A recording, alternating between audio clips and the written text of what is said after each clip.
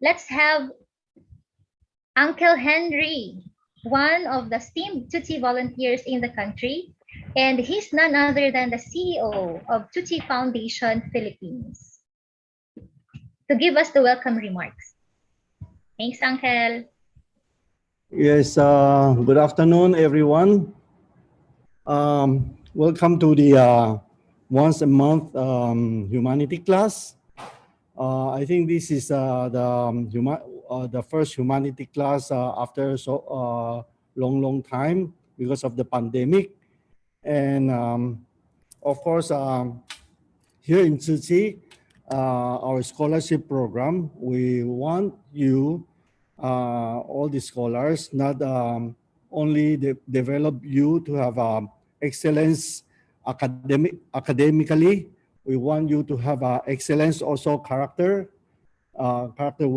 and morally excellence. No, so in spite of all the difficulties and the challenges, we have to thank our very committed volunteers, the team, no, and also our social workers in coming out with this program for this year, no. So we have to be thankful for them for doing this, no. And of course, we want you to develop a very positive attitude, no. Like Master Chenyan always said, no, every day when we wake up, we have to be very thankful, no, thankful to a lot of things, thankful that we are still alive, and also we have to be thankful that we have this modern technology, no. In spite of us, the pandemic, we have to stay home, but still we can still be connected, and we can have this this kind of program, no. So anyway, we hope you really can learn from today's lesson. No, we have a very special guest. No, you'll be surprised where he lives and where he will be conducting the seminar. No, and I know this is a very going to be very interesting. No, and it's going to be it's going to be fun. No, so without further ado, I'll leave this to our sister Peggy, no, for her to introduce our speaker. Anyway, just stay put, and I hope you enjoy today's session. Thank you very much. Thank you very much, Uncle. And as he said, we should always find things to be happy about and be grateful. And now, I just have one question, and you can type your answers in the chat box. Is everyone excited to learn about the magic of happiness? Yes? Yes. You can type your answers in the chat box. Let's engage. All right. Okay, and also for your questions later, please just type in the chat box, and we will be collating and reading it in the open forum. So now let's have Sister Peggy with us, the Executive Director of Tutsi Philippines, to introduce to us our guest speaker. Ati Peggy. Yes, good afternoon, our dear scholars and our volunteers. I see a lot of our volunteers who joining this special humanities class and session. So this afternoon, we have been very fortunate to have invited a very busy and over-the-top talented person, Brother Harry. Can we actually see Brother Harry? Yeah, maybe I think we can spotlight Brother Harry also. So Brother Harry is fondly known as Harry Gege, Harry Gege in Hong Kong. He's a children's TV host, an entertainer, and a musician, and so much more. Later, he will talk about himself And thank you to Brahma Kumaris and Ma'am Marie Pimentel for introducing Tsuti to Brother Harry. And with so many things and engagements going on for Brother Harry, he is also a meditation practitioner. So without further delay, let us welcome Harry Gaga, Brother Harry. Thank you. Thank you very, very much, Sister Peggy. Thank you very much, Uncle Henry. When they invite Uncle Henry, I thought you were inviting me because my name is Harry. I thought, is it going to be Gerger is brother, right? People call me Harry Gogo. And I thought, oh, all of a sudden I become uncle as well. Maybe I should be uncle as well. Then I realized, no, there is another Henry right there. So excited to be with you today. And before I start, I would like to say a very big thanks to Brahma Kumaris, which actually is a wonderful organization. And without being a practitioner to practice meditation and knowledge with this organization, I wouldn't have the opportunity to meet some of the most wonderful souls, wonderful people, such as Sister Merle, who I actually met a few times. And I think the first time I met you was in Hong Kong, and then later even in India. And little that we knew, because it was the beginning of last year, get to just met a group of wonderful people, wonderful souls, wonderful yogis from the Philippines in India. And I didn't know that, just a little bit more than a year after that, I got invited to this very special gathering. I'm saying this special because indeed this actually organization, I did check, because Shiji is not just famous in Philippines, but also is very, very well known in Hong Kong. Yes, but when I first heard it, because of the translation, I didn't get to know. And then later on, I realized, wow, now I know, because this is an organization which is very well known around the world for doing absolutely wonderful and important things for time like this now on this planet. A lot of people are doing a lot of things now, but not every act is important. And I do believe that Shiji is doing something which is very important, and it is going to change, or helping young people to change the world, to change and to lead us into a new paradigm. So I'm really honored and very excited. And also another person I really have to say thanks to is our senior sister, Sister Rashni.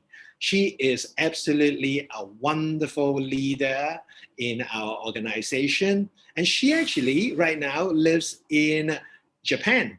So she lives in Japan.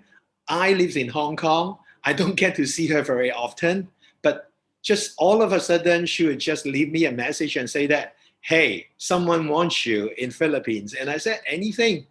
Absolutely, it is going to be, it must be something special. And indeed, I can see there's like 13 pages of you, very decent and very magical souls. We are going to do something very special today. So yeah, that is my very short introduction. And I do believe that Peggy, Sister Peggy has some questions, because just before we start, maybe you would like to know a little bit more about where I came from. If you are not Googling me already, because if you go Google me and you type in Harry Wong, HARRYWONG, I would not be the first one to come on. The first one to come on would be an educationist from the States. But I was told that actually I'm the second one. And it's very difficult to explain exactly what I do, because I do radio, I do TV. Right now I'm still on TV and radio, and I'm a magician, I'm an educationist, yeah, I do a lot of things. Yeah, I'm jack of all trades. They say master of none. But I'm enjoying my life. Mainly the most important thing is I get a chance to share, some really exciting stuff with you today. So Peggy, I know that you have some questions for me. Yes. Maybe we can do it that way, shall we?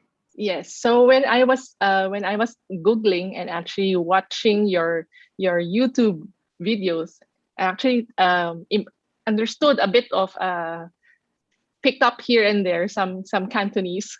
So brother Harry, if you would choose one word to best describe you, are you a musician, a magician, an entertainer, a teacher, a children's TV host, a CEO? Hmm. Yeah. Actually, that actually is a really wonderful question. And I think it's because of that question that actually brought me to this ground of meditation. Because as a lot of you would know that one of the questions we ask ourselves is, who are we actually? And for me, this is a very difficult question, because when I go through customs even, right, I just put teacher because that would give me less trouble. If I put magician, I could never get past because they would say, "You're a magician? Okay, show me a trick." Worst place to do a magic trick is actually when you're going through the customs. I have a lot of experience, but I would say, if you don't mind, I'm just a joyful person. I'm a happy person, and I do not want to lock myself down as to tell people who I am or by a profession. Because quite honestly, nowadays, I mean, with a lot of you as well, well, you might be good at one thing, but you don't want to be known just as that thing. Like my wife is a professional musician, and she plays the violin. And I'm sure there are times that she doesn't want to be, pigeonholed as I'm the violinist, or musician. So sometimes when we actually make these names, it's just for the sake, just for people to call you. It's easy for people to recognize you. It's not for yourself. Bawal It's, pala nakalugay dito. yeah. So in that respect, for today's sake, just call me a magician because that means anything can happen.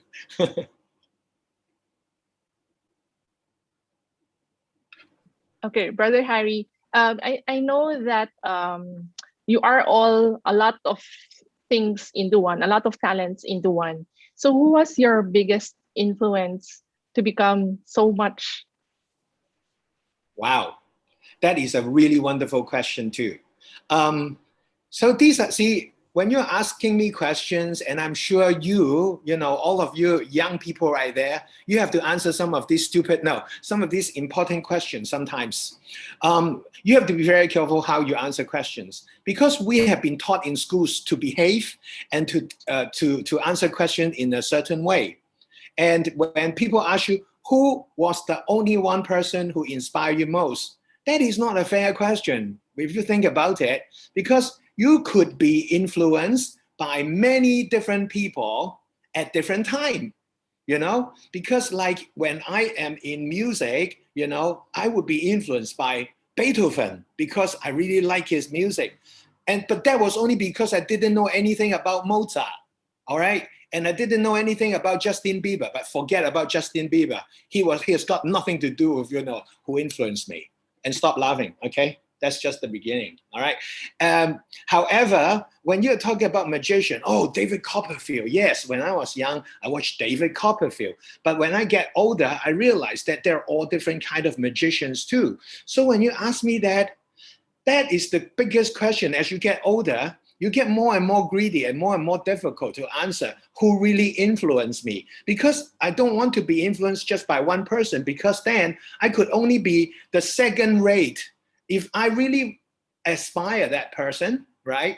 Elon Musk, then the best I could do is only a very bad second rate Elon Musk. I could never be as good as him. If I say Steve Jobs, I really admire him. He did a lot of things, and now he's dead. Let's not talk about that. But he did a lot of wonderful things, But you could only be the second. If I so person, right? Yeah, yeah. Belen. Okay, all right. Here you go. Yeah, someone would like to maybe would like to make a speech as well. You're welcome to. So I have different people that I look up to when I do different things. And I think we have the right to do so because we are just one click away from the most ingenious person on this planet who is doing that thing right now. Like biologists right now, I really love this guy. His name is Bruce Lipton, because he is telling us that you should not believe just in your genes, but believe in not genetics, but epigenetics. You know, he's giving us hope. He's not saying that genes is actually making who you were and become, and that's it. No, he's saying that we have a lot going on.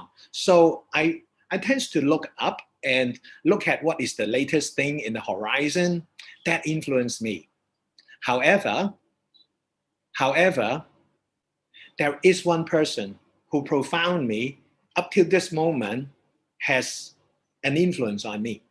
It was just 2013 when I first meet Brahma Kumaris, Raja Yoga. And there is a brother who came to Hong Kong from Sydney, and he is Brother Charlie. He is not well known. Even if you want to find him, it would be difficult. Now may be easier because there are more of his talks. But I have met very famous people in my life because I was doing radio. I've been interviewing really great people, you know, people, us astronauts and, you know, big CEOs, very rich bankers, you know, whoever come to Hong Kong get a chance. But none of them actually influenced me as much as Brother Charlie. Brother Charlie is a very simple man. He is in his 70s, 60s. I'm not sure because he looks very young. He has a glow on his face and he's very light. And he shares happiness. And there is something about this person that it feels like, if there should be a superhero, that nothing could strike him.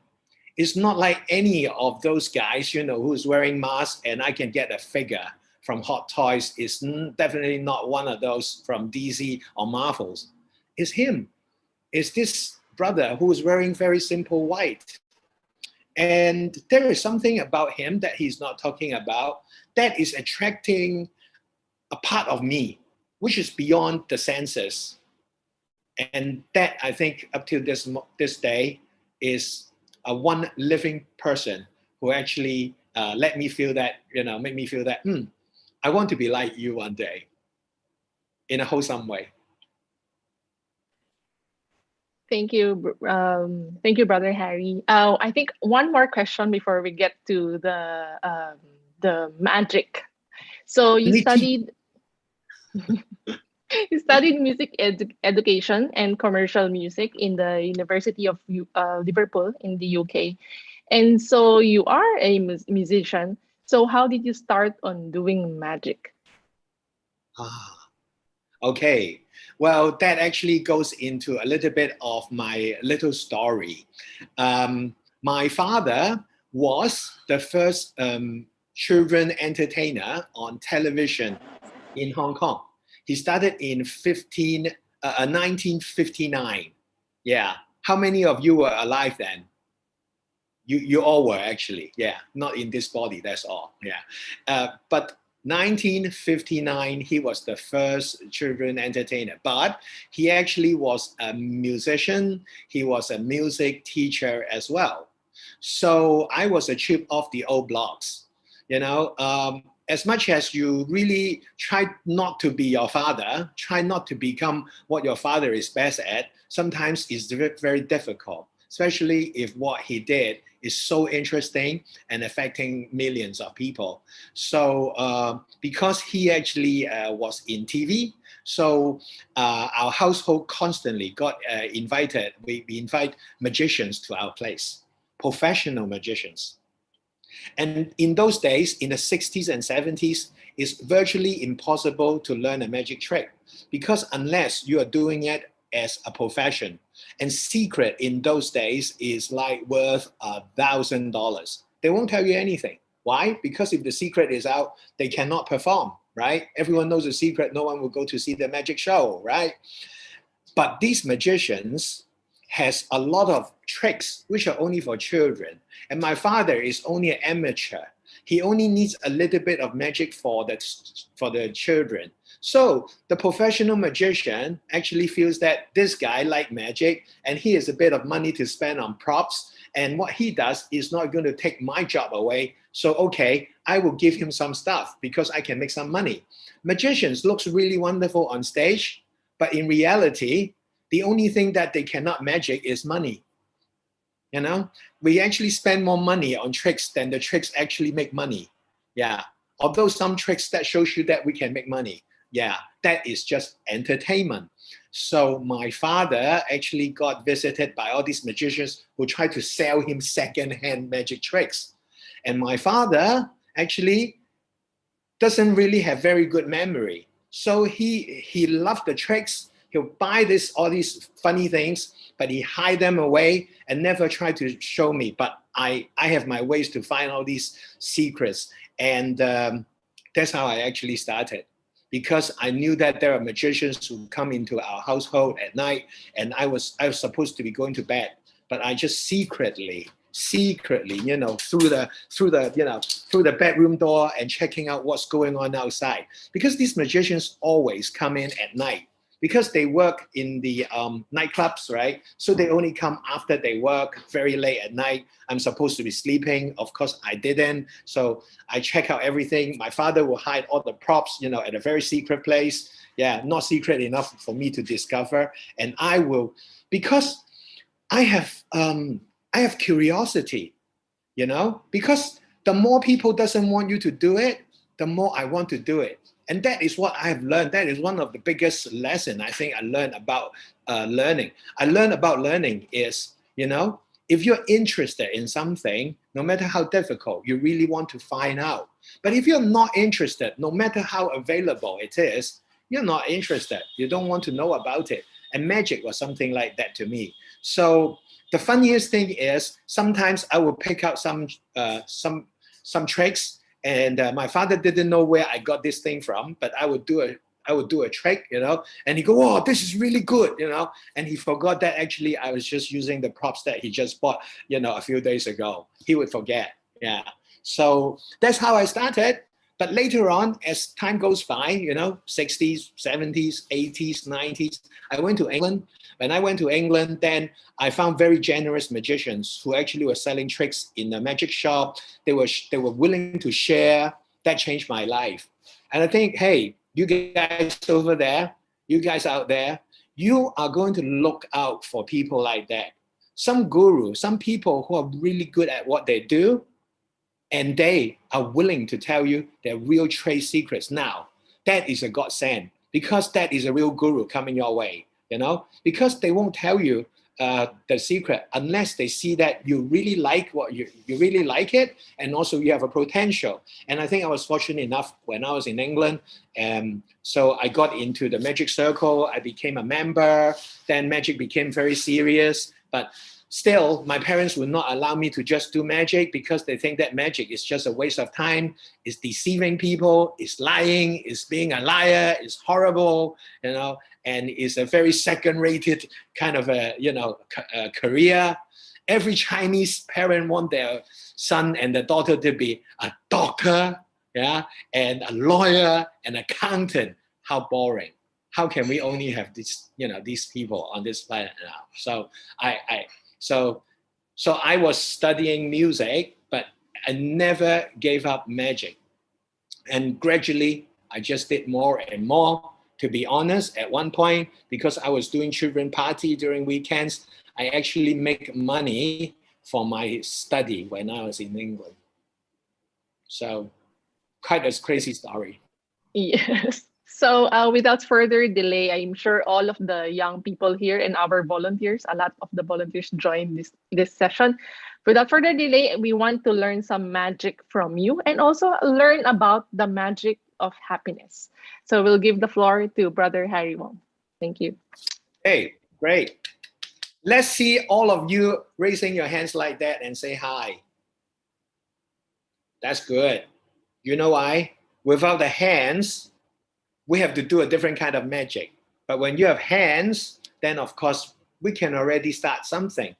Before we go into the talk, I think, shall we all try something? Shall we all try something? Yes? Okay, I see the heads going, yeah, yeah, yeah, yeah, yeah. Okay, how many of you have seen this thing lately? How many of you have seen this thing in TikTok? Yeah? Okay, yeah, this is, yeah, let's do it. This is crazy. This is not a trick, but it looks fantastic for the eyes. This is called, what does it called? Is you're going through a tunnel, hand tunnel, or I don't know, I can't remember. So what you do is two fingers like that, two hands like that, right? And you just go 1, 2, 3, 4. And supposedly, you're actually getting this hand to go through that hand, okay? So 1, 2, 3, 4, and watch. And it looks like this hand is going through there, but it's not, okay? So this is just to deceive your eyes. Can you do that? Oh, I can see you trying it. Go and show me, show me, show me. Yeah, that's it. Great. Yeah. Gadona, Ronald, you're doing well. Yeah. Do you see Ronald? Ronald is doing well. Yeah. Okay. Bimbo, Bimbo is doing it. Yeah, the boys. But you have to go, boom, come through, right? Okay. So what we are doing here is really opening up our possibilities. We are playing with our fingers. How much do we know about our body? And what can we do? When we talk about our hands, how many fingers do we have? Clearly, the answer is 10, right? 10 fingers is what we have. Now, would you believe if I tell you that I have 11 fingers? Now, happiness sometimes is coming from really believing in something crazy, right? And achieving it, okay? So let me give you a little exercise. If I ask you how you can actually make 11 fingers, what would you do? Okay, see, something you don't get in the school. You know, no teacher say, okay, today we're going to make the 11th finger. How to make the 11th finger? Okay, good. I like it. You're looking at your hand. Okay, let me show you. All right. The easiest way to make 11 finger, because now I've got 10 and here's got 1, right? I've got 1 finger. Okay, so all you have to do is just wave very fast. Now there's the extra one. So that's 11. Okay, you're not buying. No. Yeah, you're not buying that. That's, yeah, that you. I know you're laughing. You go, no. Okay. However, here it comes.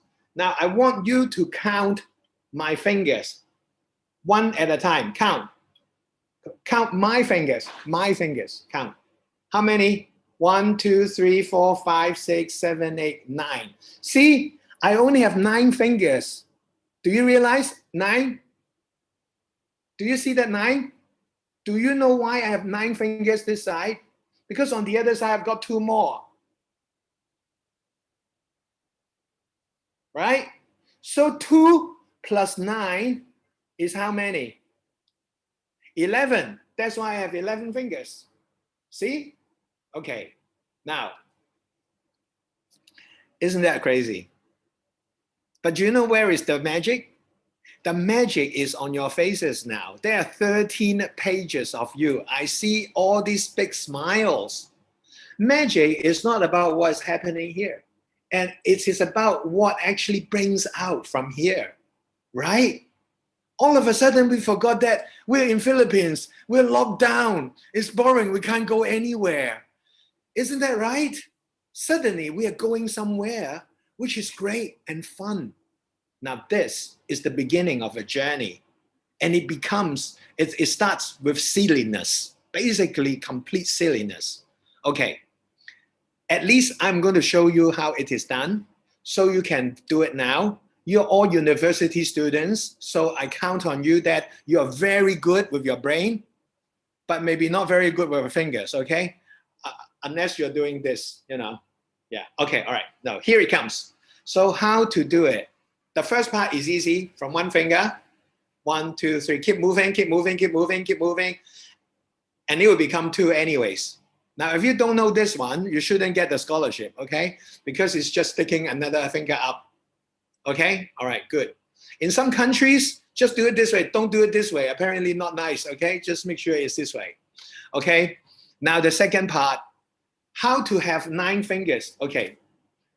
one of your hand with the middle finger in, like that. And then the other the hand jam. Now, after you jam this, okay, you see it this way, you see the extra finger here, but if you turn this way, there's one finger. If you turn this way, and if you count, because you are hiding this finger, you only have how many?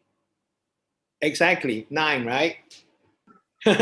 I really like it. You stop actually posting a message because you're too busy. You can't go on the chat because you're playing the trick. I like it. Okay, so this is the one finger, right, at the back. Yeah? But how do you have the second finger? Now, because now you count 9. So you have to double count one of these fingers. You see, look, okay. Here is the most sneaky magician's move. Okay, check it out. Okay? Athea Ross, Jerome, hi. Kenan, you're looking concentrating. Hi, Kenan. Yeah, you got it. Okay, look, what you do, this finger, you bring it down. You bring it down. So you're bringing this down into here. And not only that, you wiggle them. When you wiggle them at the same time, it looks like it's coming from the middle of your hand. Now, if you're bringing this up, this goes back up here. So here you count 9. Here counts the 2 more. And adding the 1 to 2, you got 11 fingers. Are you getting it?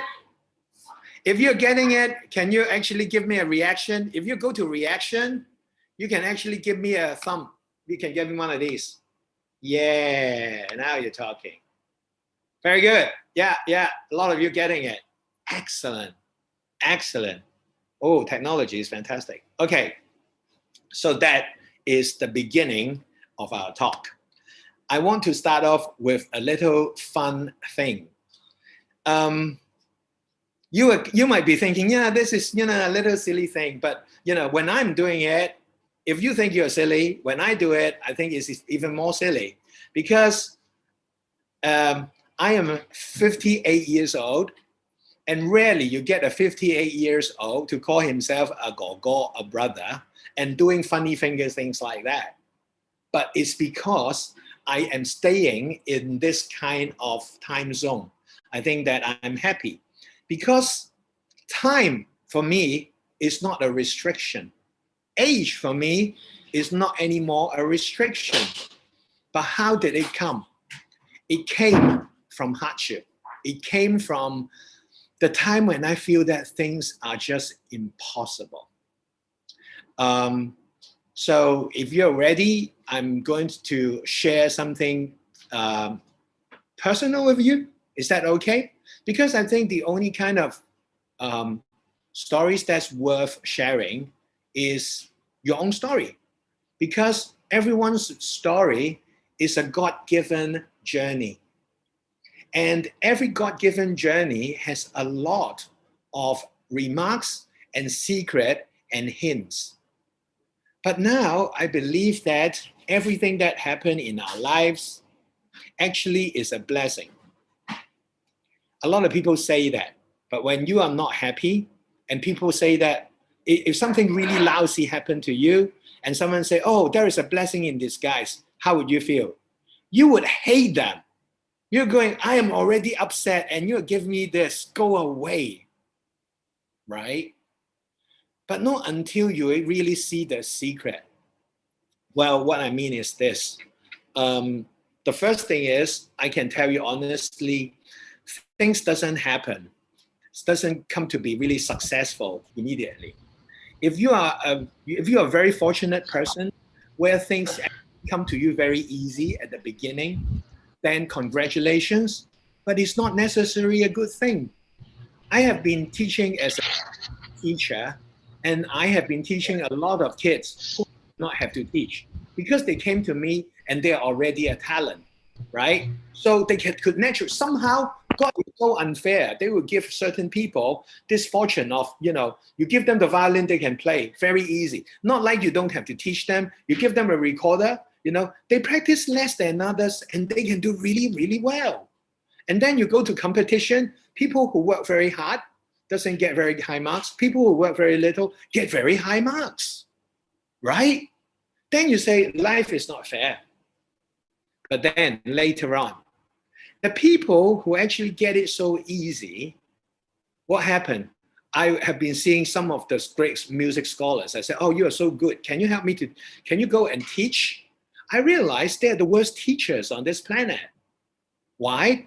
Because they have not gone through any difficulties. When you have not gone through difficulties, you will not understand how to deal with difficulties. If things come to you natural, then you don't know how to make it natural from unnatural. So you actually do not have an opportunity to learn. And learning is the biggest secret of life.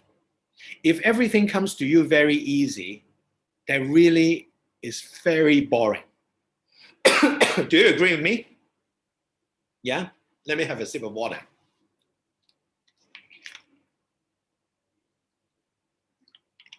So,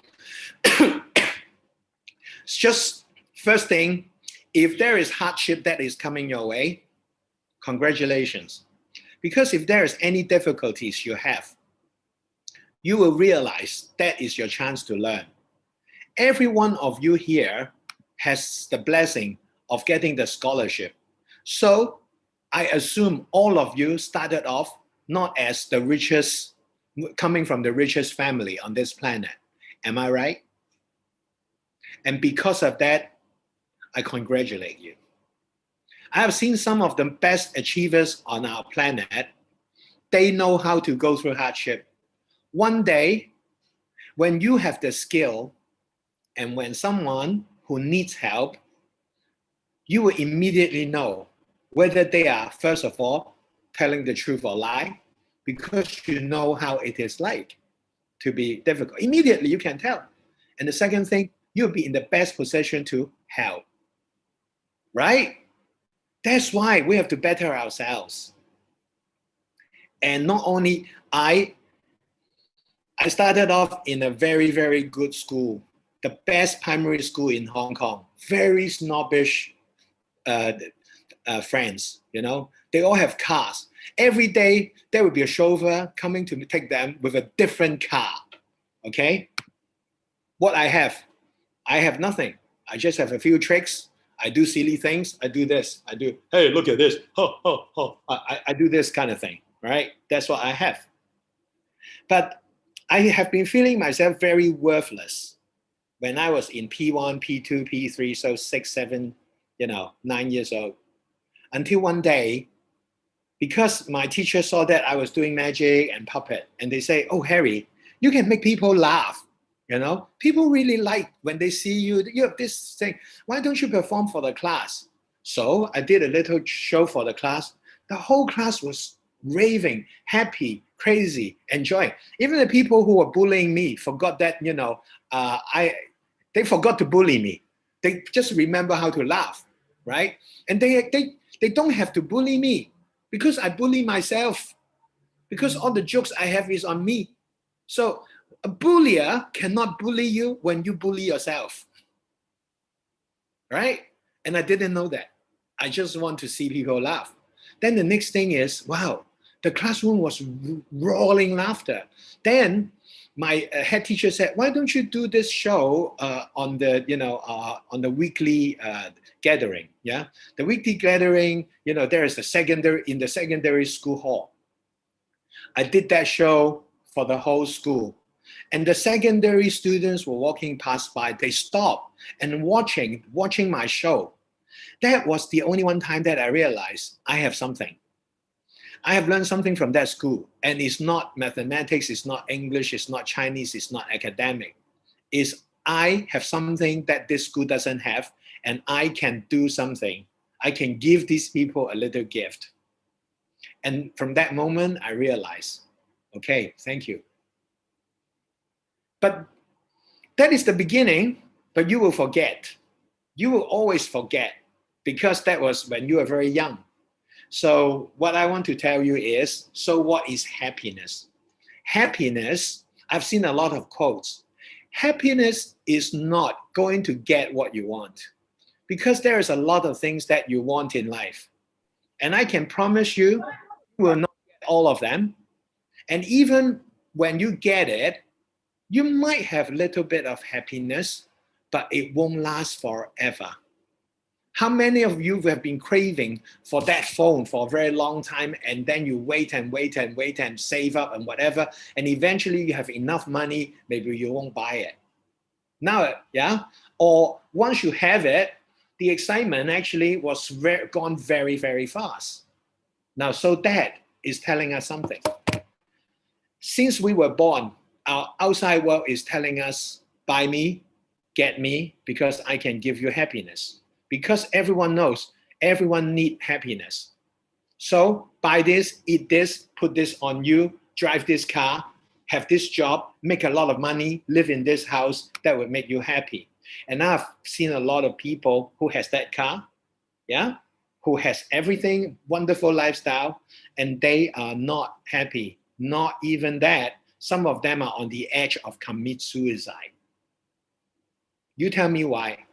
Because the world, the reality, we so-called reality, is not a reality of our soul world. What is happiness?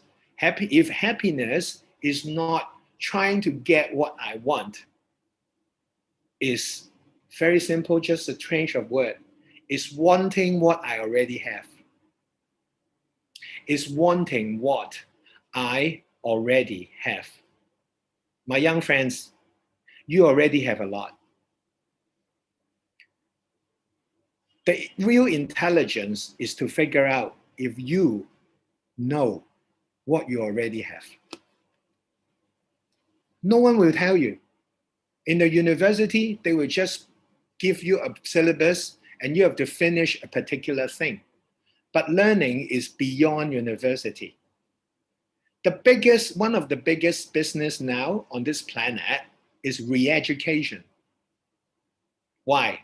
Because if you're in the States, who are the poorest people? The poorest people are the university graduates because they all get a loan. Then they go into university, they finish their degree, and they come out, they own the government money for at least 20 years. What kind of life are they? Why?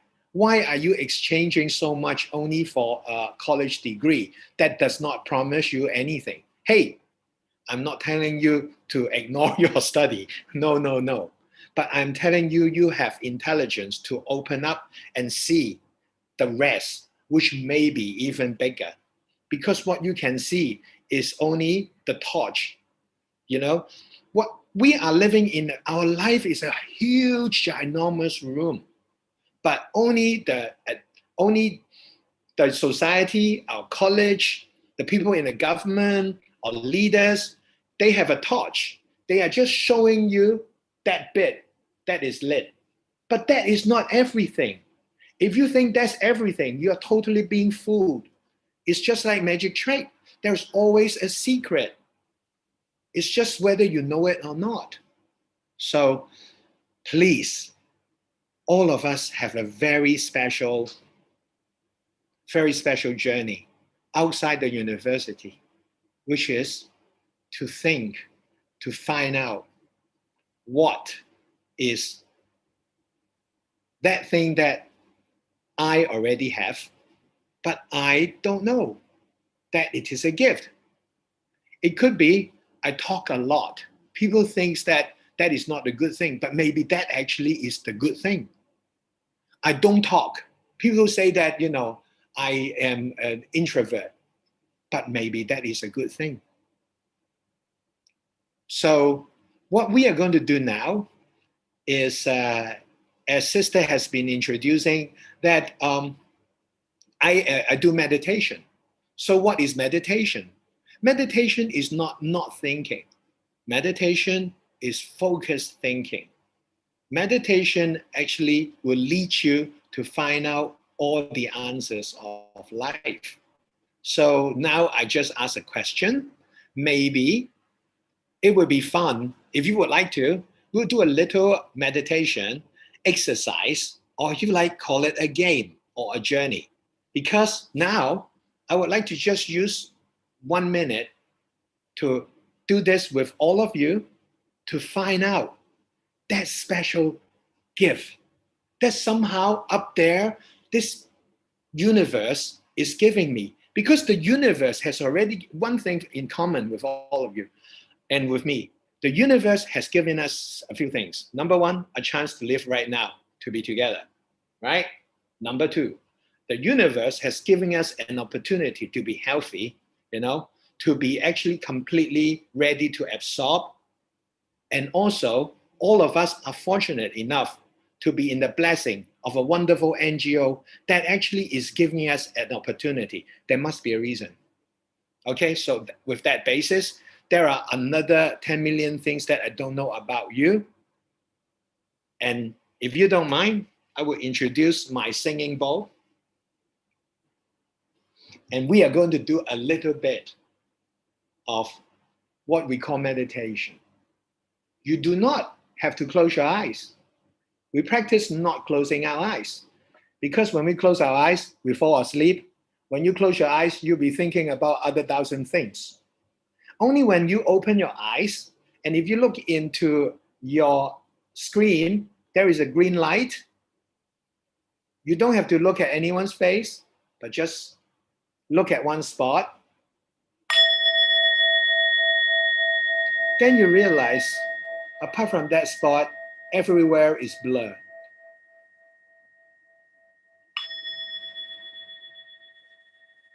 We will breathe with our nose, slowly and gently.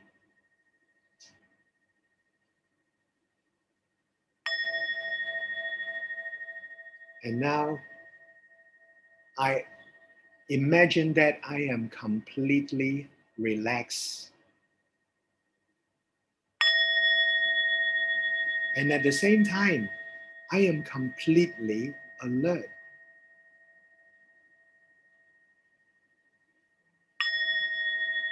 At this moment, I have very clear intellect.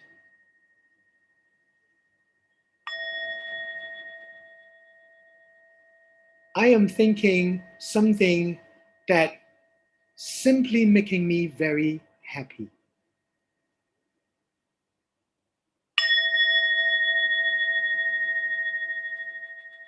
Go back to that memory and think of that thought. Allow a smile on your face in the most relaxing way.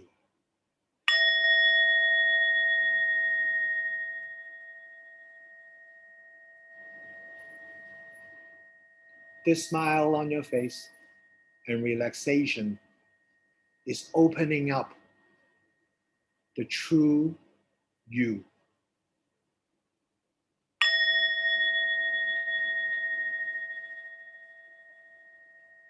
Thinking about a person who helped you most and you want to say thanks to him or her.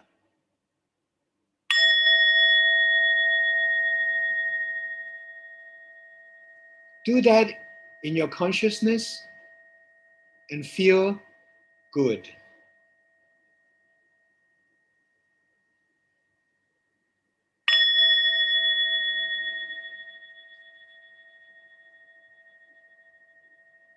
Now there is a light. Now I can really feel that there is light. And that light is the true gift. And that is the true me.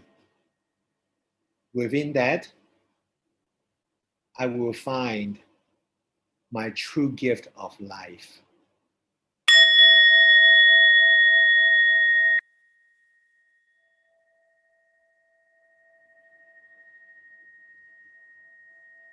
Take another breath. Bring that smile on your face and come back. Just like that. And that is what we call meditation. Yes? How was it? Was it good? Did you like it? Did you like it? We cannot take the aeroplane. We cannot go to our favorite holiday destination right now. But if we have this power, we can go anywhere we want in a fraction of a second. The only reason we don't believe in it is because it's free of charge. We do not believe that there is something so good when it is completely free. We always have to pay a lot of money for a big gift. And I tell you, this COVID is telling us not to go out, but go inside. How often when you actually hold a lemon, imagine I'm holding a lemon. I don't even have one. I'm holding a lemon. And I have a knife. And now I'm cutting the lemon. And now I'm actually getting the lemon out in two parts. And now I squeeze it. Now the juice is coming down my hand.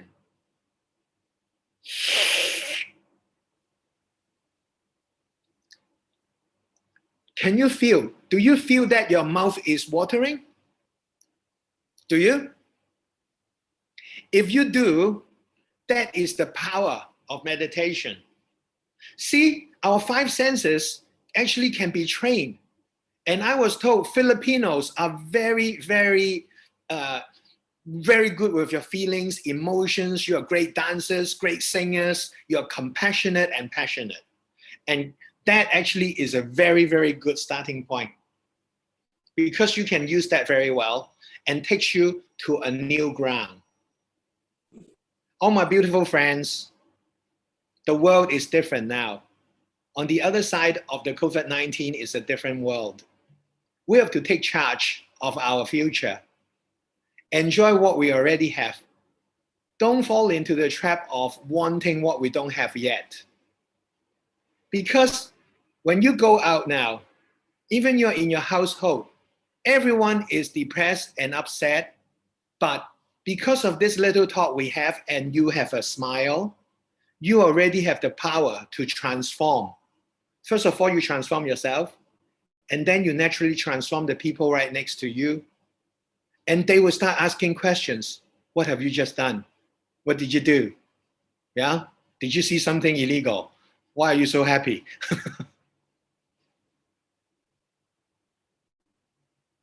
There's a new paradigm. The new normal is not normal. If you want to check out, there is a scientist by the name of Bruce Lipton. He is saying that the reason why we feel so uncomfortable right now, never mind, is because of man-made or calamities, because of the five elements or nature. We are moving, we're changing. The world is coming to a point where we have to move. We are changing from caterpillar to butterfly. And we are all caterpillars. We get used to being caterpillars. Of course, we're uncomfortable when we have to turn into butterflies. It's a very big change. So if you want, you can actually see more.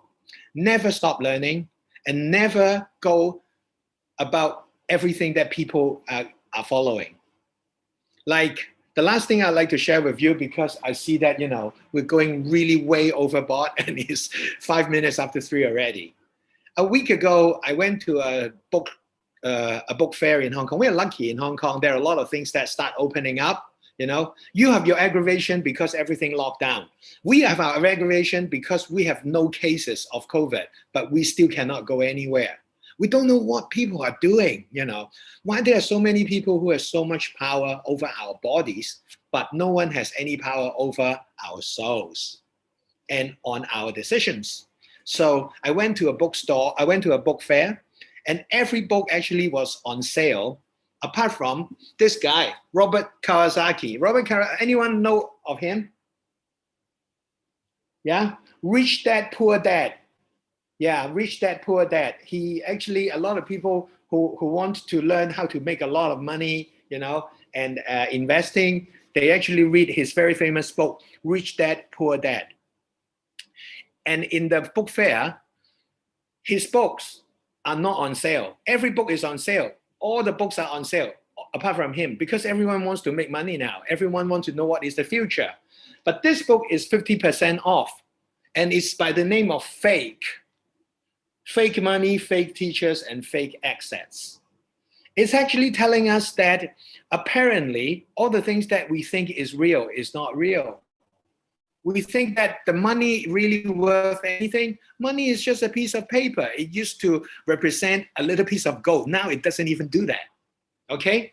So it's a very good book, but since we are talking about learning, it actually talk about fake teachers. And it said the best teachers, it actually has a, let me see. Yeah. In fact, it's that graph that actually made me wanting to buy this book. And it talk about fake teachers. And anyways, I can't really get to it very quickly. If I have it, maybe I can actually put, there you go. Yes, higher levels of teachers. There you go. Okay, you're all in the college, then you know. The worst teachers actually will just tell you to read books. Is that what I'm doing now? But the best teachers let you try. The best teacher just tell you to go and try and experience and make mistakes. Because if you are willing to try and then you make mistakes, then you will learn. And if you want some advice, then I will be helping you. Now that's your best teacher. So, I mean, just that alone, I think is wonderful, just to gauge how to learn by experience.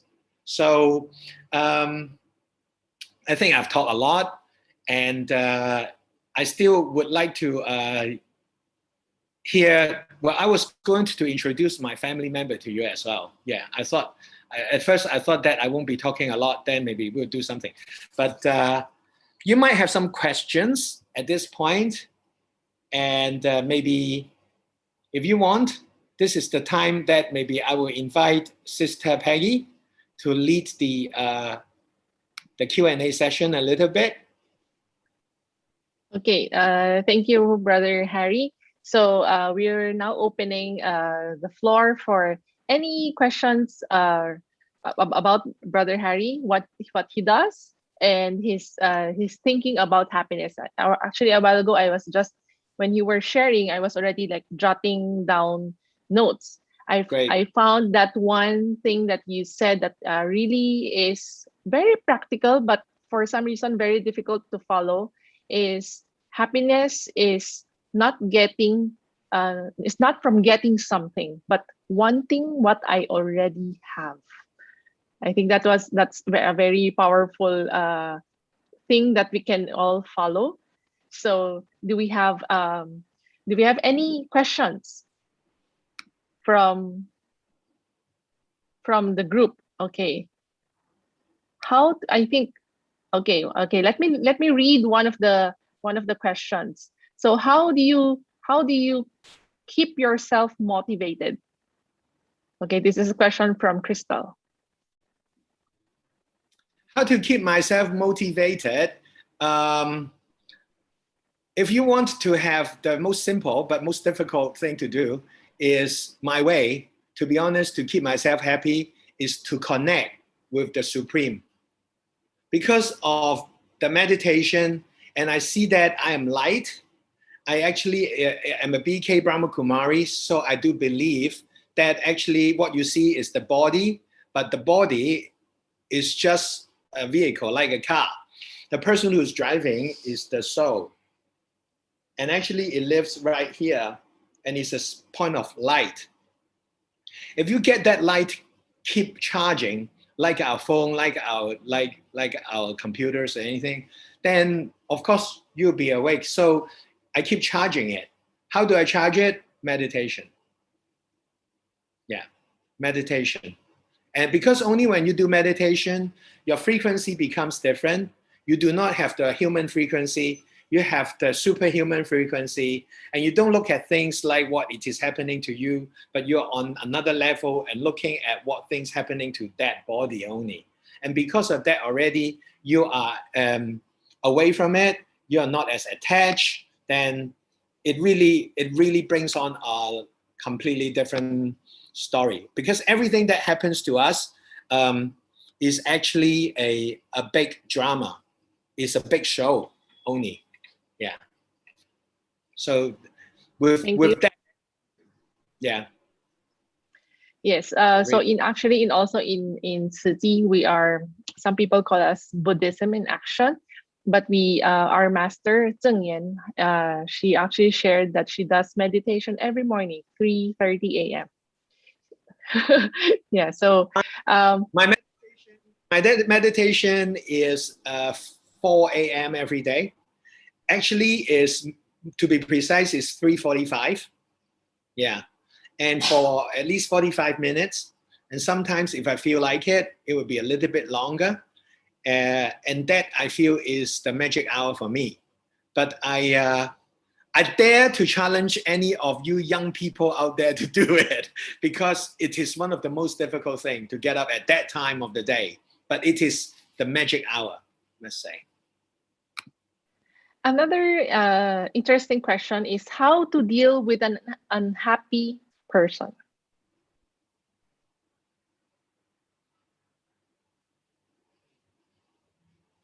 Unhappy is not uh, not the primary state of the soul. The primary state of the soul is happiness and is peaceful. So when someone is unhappy, it is something confusing that is going on with that particular soul there and then. The first thing we have to do, is we have to be not affected by that unhappiness, right? Because that is the first stage. If you're being affected, that means you are not that strong yourself. Now, why can you be like that? Because there is a power of detach, right? Because if you think that this person is very close to you and you want to do something, the attachment sometimes will actually stop you from finding the right solution. The solution comes when you see yourself like that. Because if you're light, they don't have light. You want to shine on them, you don't do that, right? Because they can't feel it. They go, what is that? You have to be away and you just be warm and fuzzy and glowing. And they slowly will open up to you. They slowly will vibrate with you. It literally works like that. It literally works like that. So what I would say is, if they're unhappy, and you have to be, number one, inside very strong. Number two, you do not have to serve with your mouth, but serve with your ears. Be a beautiful pair of ears and listen. Oh, you're not happy? Are you happy? Do you want to say something? I'm ready to hear. Would you like to tell me? I'm not going to do anything. I just listen. Very often, people just need someone to listen to their problem. And most people's problem cannot be solved by other people. I do not believe that any of us are so bright in helping others people to solve their problem. But we can enhance and encourage and stimulate that person, because when they open up, they would naturally talk to themselves and they will find a solution. And that is the best scenario. Thank you. I think another question that's I think I won't I think Brother Harry would not need to answer this, but another similar question is how can we see magic in a person if she or he is full of a negative aura? No. So maybe That is a great question. In fact, just I can tell you quickly. Well, you mentioned about magic, you mentioned about aura, so you know what you're talking about. Now, be a good magician and cleanse yourself so that when you look at a person with bad aura, try to find the good aura, because it is not possible to be completely bad. Your job, your game is to find that good thing and focus on that good thing. The only way to improve a situation is to focus on the good quality of that situation or person and try to make it grow. And forget about the negative things, because negative things is not going to help. So just forget about it even, right? So, and the aura, absolutely. You're talking about different types of color, yeah, and shine. Thank you for that question. Another question is, does choosing to be happy means forcing ourselves to be? Good.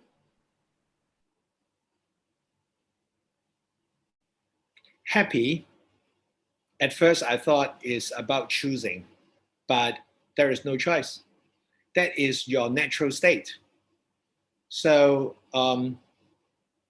it is, once you actually are more in depth and know what you really are, you will see that you are actually happy. So it is not a matter of choosing. So what you see about me, everything you see here is not an act. This is the true me. And actually, let me tell you a story, a true story. I first learned about happiness from my son, who's 12 years old now, but he was 4 years old at that time. And we were having dinner. One day he suddenly said, "Daddy, I know what is happiness." And me and his wife, his mother suddenly just shut up completely. "You know what is happiness? You're 4 years old." He said, "Yeah." So what is happiness? He said, "Happiness is if there is something that you want, but you don't get it, and you're still happy, then that's happiness." And I was almost on the floor when a 4-year-old actually said that to me. And he was right. So happiness is not about getting anything. It's not about choose to be. It is a natural state.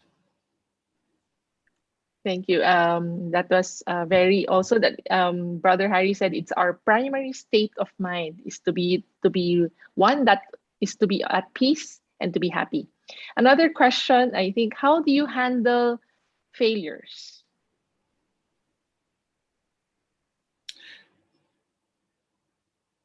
I am 58 now. I have a lot of failures. But to be honest, if you tell me to give you some ideas about what is failure, I can't even give you one. Because failure was only a failure at that moment when it happened, when something happened, which is totally opposite to your expectation. And it gives you a negative energy. And at that moment, only that moment, you call it failure. Now, it could only be a failure if you allow it to be even 10 years later, which means you never let go of that negative feeling. If you let go of that feeling, you open up, now you are distant away from that, that moment of embarrassment or absolute frustration. You can see it from a different eye. You see the situation, and what you do, you learn. What you do, you go, okay, next time when it happens, I know what to do. Okay, maybe I won't talk so fast. Maybe I will do it slightly differently. And you know what? Because we are living in a very interesting world where actually this situation will happen again. If you have that so-called failure, I can guarantee 9 out of 10 times that situation will come to you, because life is about learning. This kind of situation will come again. And this time you approach it differently. When you approach it differently now, then problem solved, right? But remember, more importantly is how to change that idea about, failure into learning experience. That's exactly why my senior used to tell me, very, very bright senior, he said, there is no bad news on this planet. Everything is good news. Because if you look at it that way, if you choose to look at it that way, I am God. I am an angel in the world of angel and and deities. There's no wrong happenings. Why? Because of this. Because of the consciousness. BO. Ang oras nung ano niya. I like it. There's a lot of comments coming in. I love it. Yes. Okay, another I think a bit profound. Is sadness an absence of happiness?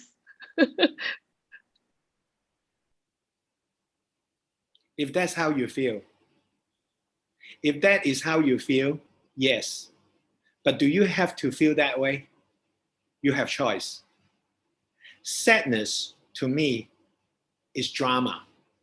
When I go to a movie, I will go into a movie, and before the movie, I didn't know anyone in that play. But they will make me cry.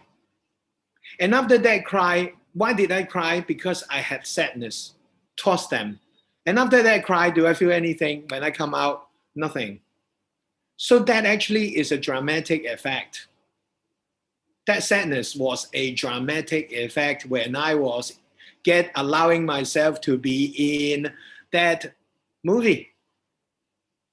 Sadness does not have to be the opposite of happiness, which is a lot of time people think it's not. I used to think that way, but sadness is an expression that sometimes can help me to release certain feelings. So don't stop sadness. Let it come to you. But let it come and let it go. Do not let it stay. So the thing about sadness is not to identify what it is, but to identify how to handle it. Because knowing what it is doesn't help you, but knowing how to handle it will help you. Because that will come to you, you know. Even you don't know what's their name, you know. If he's a nice guy, he's a nice guy. If he's a bad guy, he's a bad guy. So don't worry about what it is. Think about how to handle it. And to handle sadness is let it come and let it go. Thank you. We actually have lots of questions, I think now at around maybe close to 100. Okay, sorry, so I will not be able to read everyone's questions. I'm just picking out another one. Do you feel that we have to work hard and be miserable now in order to be happy later? Oh, I love that question. Thank you. Whoever is asking that question, listen very carefully.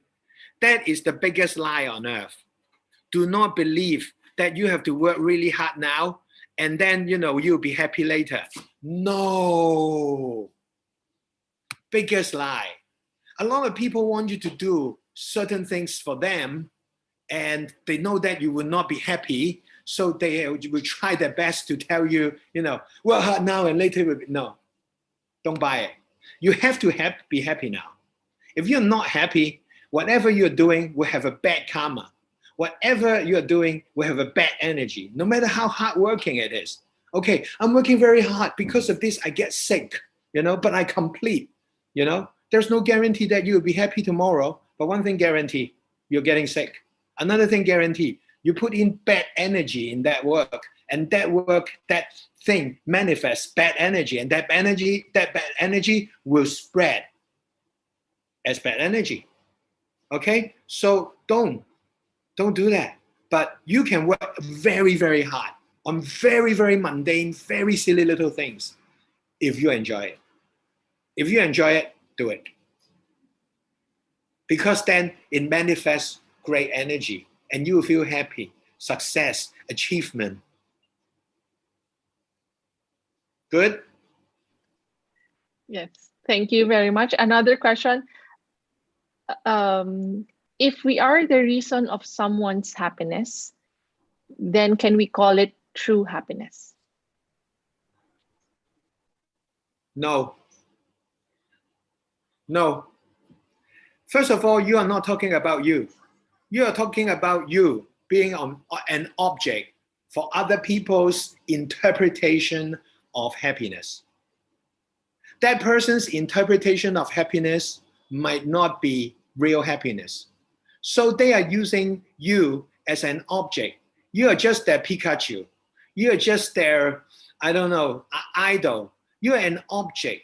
Because when we were young, we were taught that, we have to have toys to be happy.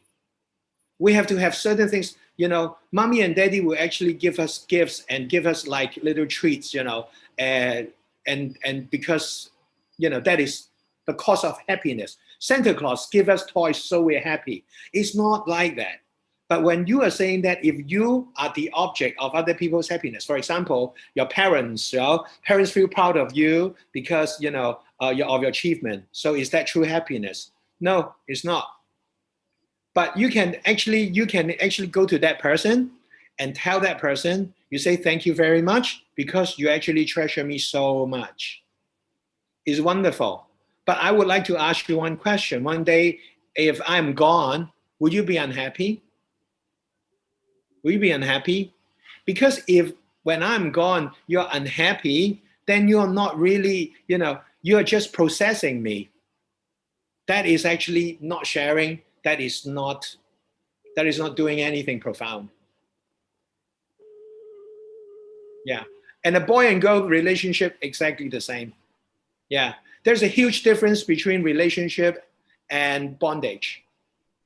And most of these loving relationships, we call it, I can tell you, is basically bondage because we expect things from each other. True relationship is based on counting on what I give, never about what I can take. Yes. On the other hand, I think just my two cents. If we're doing something, if we are able to help someone, and then we can give happiness, I think that's one form of a very true kind of happiness. If we are able to help someone else. Brother Harry, another question. This is something that is maybe very common in the Philippines. How does happiness apply to the people who are really very poor, especially in the Philippines where the poverty rates are very high?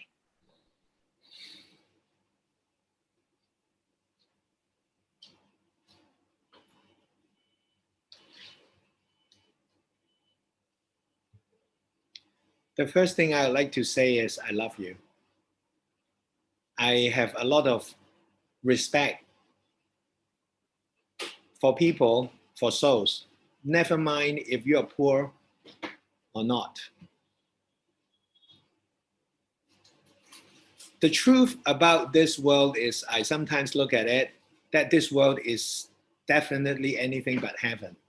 If anything, it's more close to hell than heaven, because the way that we are spreading our wealth is so unfair. There have been a lot of reasons why people become poor.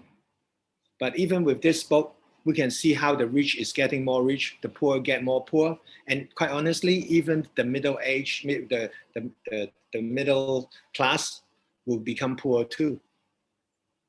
So I become to know that when there is not enough money, maybe you will feel that it is actually a big problem. Well, first of all, I can tell you a lot of money doesn't solve the happiness problem. But when you actually are so poor that food is not sufficient, then it is a problem. But if poor is a thing that we compare with each other, what is poor? How much is enough? The first time, Hong Kong is a very rich place. We used to have maids. I used to have maids. Now I do not have maid. After I went to India the first time, I realized no matter how big your room is, you just need one bed. And quite honestly, I don't need to eat so much. 2 chapatis is good enough. But if I do not have clear intellect, that is a big problem. So I would say, if to help people to get out of poor poverty, the first thing is be generous and share, but don't share your money. My wife was just telling me that she's a wonderful teacher of mine too. Don't give people money, give people food. Because if you give people money, and if they use that money to do something which is not righteous, it's your fault too. But if they are in hunger, give them food. If they need someone to help them. But don't think poor is not equated with money. I think that is what I'm saying. And then after you help them, when you actually help them to stop hunger, you help them with the right thinking, right? Of not having to have a lot, and do not compare with others, because we do not know. What we see is not the truth. When we see people are rich and they're happy, they're not. They're so unhappy that the only thing that they can show you is their happiness. That maybe they are actually not very happy. You don't know. So that is my take on poverty. Yeah. And help these people. When people are being helped, things will start growing as well.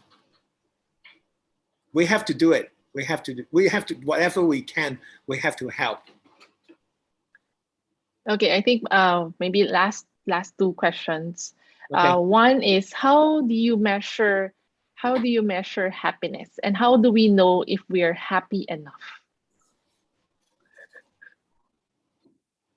Is that the two questions? Or one? No, just one. Just from one person. Oh dear. Measurement of happiness is, okay, I am peace. Peace would actually bring me the consciousness that actually I am also love. Peace and love will bring on self-respect. Self-respect will give me contentment. And when I have enough contentment, I'm already happy. So I do not measure by the end product on that side, So like making the cake, I don't measure the cake when it's come out from the oven. I measure the ingredients, when I make the cake. So I look at whether I am self-confident. Do I respect myself? Do I love myself? Am I doing things that I love my body? Am I peaceful? And all of that generate, and then it actually concoct this thing called happiness.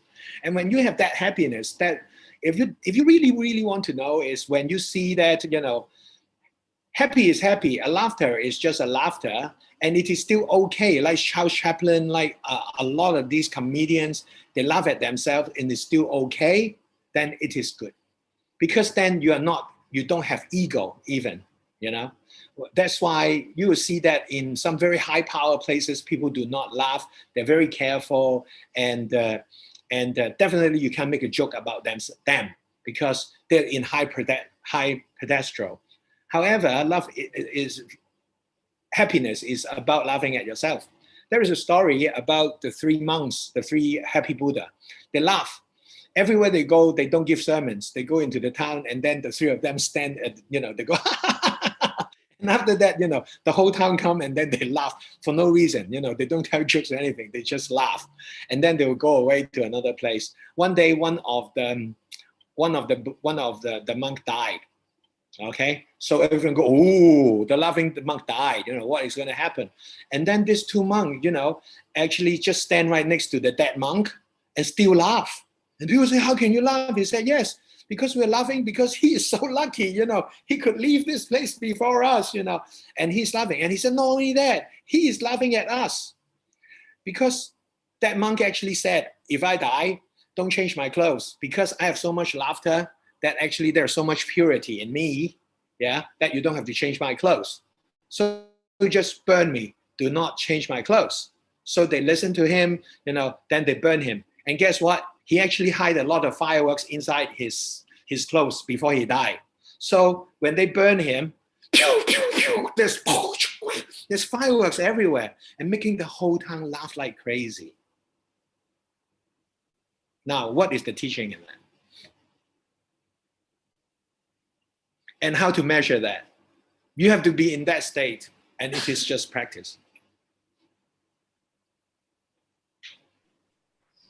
Thank you, Brother Harry. I want one last, I think, coming from our scholars who are taking up mass communications. So since you're a TV and radio host as well, what advice can you give us students who are pursuing the same course and career?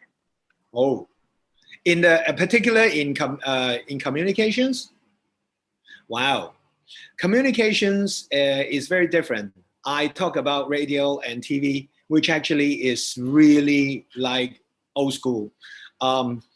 Radio and TV is the past. Come on, we are talking about KOLs. We are talking about please start your own channel, and in order to do that, again, as with our meditation, you have to find your passion. You have to find something that you're really good at. Like my son is absolutely crazy about Star Wars, or very good at a game. You find that thing first. So it is a merriment of your personality and what you know. No matter what you know, even the smallest thing, the most little thing, there will be enough people who actually will get it, and they are your fans. All right, because you're not talking to a region anymore. You're talking to anyone who is interested in that on this planet. So be good at that, and also always be on the top of things, because it is. I mean, there is no secret. You really have to be on the next best thing. Who would have thought that a day like now in the States and in England, the youngsters are going crazy about K-pop, Korean stars, and they're watching things not from Japan, not from the States. Once we're watching things from England, from States. Now these guys are watching things from Korea. So just be good, because who knows what you are doing, from Philippines could be the next best thing. Yeah, but you have to believe in it and keep just honing our crafts. Yeah. Thank you so much, brother. Before we go, I think there is one little gift, because it is a lot of talk, but there is a little video that I sent you, right? Yeah. Mm-hmm. Okay. This is a gift for all of you. This is a little silly thing that I made for Facebook when my son was 4 years old. And if you want to know what is literally just having a silly time and making people laugh and being happy, it is just as simple as this. The only one question is, when you see this, you're wondering, if this whole thing actually happened in a very natural manner, or did we rehearse? Well, I'll leave it to your imagination, and I hope I actually could leave you with a smile on your face with this silly little video clip.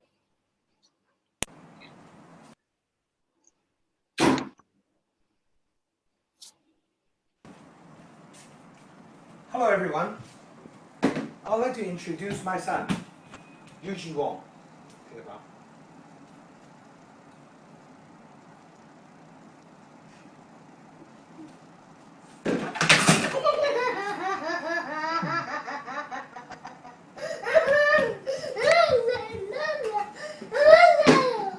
I would like to introduce my son, Yuji Wong.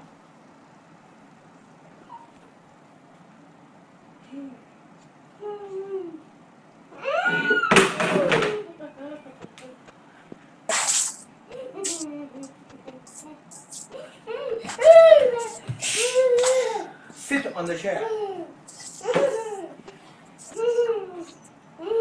I would like to introduce my son. Turn around. Take a bow.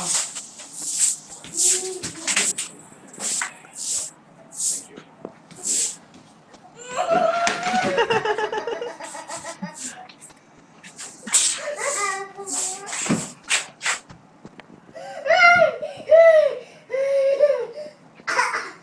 you.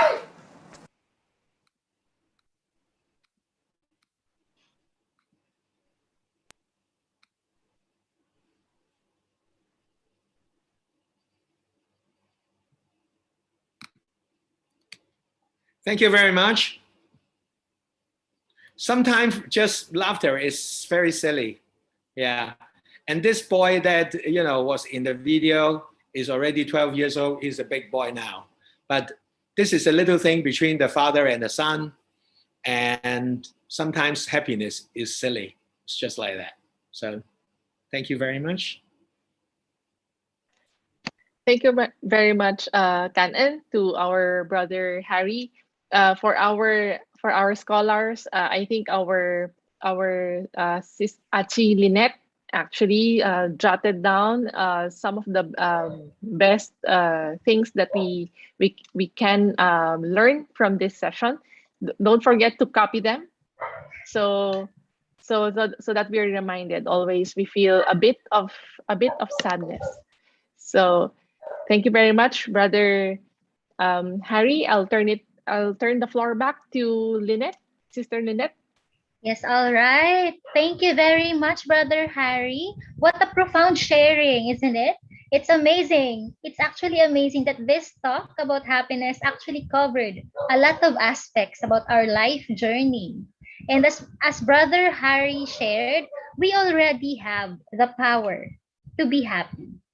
So, are we now ready to share and spread some magic around us? Are you now ready, everyone? I hope so. Okay, there are still a lot of questions actually, and we appreciate everyone for the active participation. And may I just read one of the sharing also from the chat box? This is from Ligaya Nang, that as our master Changyan said, to live in peace, we must have inner peace and a clear conscience. When our conscience is clear and our mind at peace, we bring peace and bliss to those around us. And I think that is actually related to being happy when we're at peace. So now allow us to send our gratitude through a simple certificate of appreciation, Brother Harry. May we invite Uncle Henry to present the certificate, please? Okay. That was a very interesting speech, no? I really enjoyed it. Anyway, I would like to award this certificate, no, to Mr. Harry. No, this is a certificate of appreciation is presented to Mr. Harry Wong for imparting his valuable insights and providing inspiration on the magic of happiness to college scholars during the 2021 humanities class. Given this 8th day of August, year 2021, at Buddhist Tzuchi Campus, Santa Mesa, Manila, Philippines, signed by Mr. Henry Yumes. Thank you very much, Harry. Here is the Thank you. certificate here with me. Thank you. Listen Thank you. to Thank you. you. Thank you. Yes, let's also send out some reactions to Brother Harry. Would you like to send some hearts there, everyone? Yes, thank you again. And now